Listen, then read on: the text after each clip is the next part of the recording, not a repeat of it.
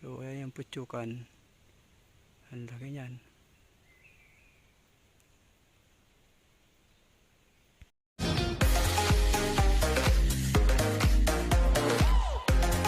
Magandang hapon mga kamanoy, at ito na pala yung aking mga alaga ngayon. Siya si Poy Poy, yung pinakamalaki kong kalabaw. Ayan, sobrang taba niya mga kamanoy. Ito siya. Ayan mga kamanoy, si Poy Poy. Sobrang laking kalabaw niyan. Poy! So ayan siya mga kamanoy, at talagang busy sa pagkain. Ayan, ang laking kalabaw niyan mga kamanoy ni Poy Poy. Poy, tingin ka Poy. Bilis! Yung alaga ko mga kamanoy na bago na sa akin. Tapos sa sunod na buwan, yung ano naman, yung baboy. Magkakaroon na ako ng sarili kong baboy mga kamanoy. So ito si Poy Poy. Ito yung pinakamalaki kong kalabaw na napunta sa akin. So binabantayan ko siya. Kahit nakabag ako yan. Pauwi na rin ako mga kamanoy. At ito si Poy Poy, pinapakain ko muna siya rito. At punta tayo sa kita mo, sa Cafe Bonbon. So let's go. So ayan mga kamanoy, hindi ako umuwi ng maaga sa amin para mapakain ko ng maayos yung aking mga alaga. So buti nga hindi kumakain ng kanin yung kalabaw. Kung kumakain ng kanin yun, wala na, finish na talaga. Lalo na si Poy Poy, ang laki nun. Ang laking kalabaw niya mga kamanoy. At sana ngayong season ng pagkukupras ay makatulong na rin siya.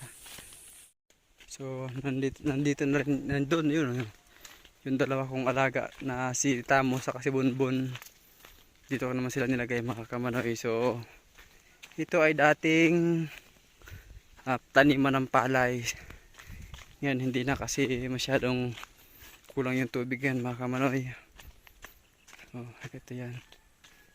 So ayan sasalubong na si Tamos. Tam-tam! So ito si Tamos mga kamanoy. Tingin ka Tam. Tam. Alright, so ayan si Tamos. Bilog-bilog na siya ngayon si Tamos mga kamanoy. At nagtatrabaho na rin siya mga kamanoy. Naghihilada na rin siya ng kupras. So ang laki na ni Tamos mga kamanoy. Ang taba-taba niya na. Nung kinuha ko siya doon sa may salay, sobrang payat. Pero ngayon, oh! Awake! Vlog ko lamang! Ito si Tamos. So magkasama kami ni Angwik. At ito rin si Bonbon mga kamanoy. So anong kupras? So ito si Bonbon. Alright, so ha? Yo! Ito ka! Ito si Bonbon mga kamanoy. Ang taba-taba na rin ni Bonbon. Ayan si Bonbon mga kamanoy. So hindi pa siya pwedeng hilahan kasi bibi pa siya. Pero ang laki na ni Bonbon mga kamanoy. Ang didi. Bonbon. Ito si Tamos. So hindi na ba sila mag-aabutan? Sila yung dalawa mga kamanoy na aking alaga. At ayun naman si Angwik. Naghihilada siya mga kamanoy. So i-adjust natin dito si Bonbon para hindi sila magkaabutan. Ito yung mga kamanoy, mga kasama ko sa pagbubukid. Yan, naghihilada sila ng kupras.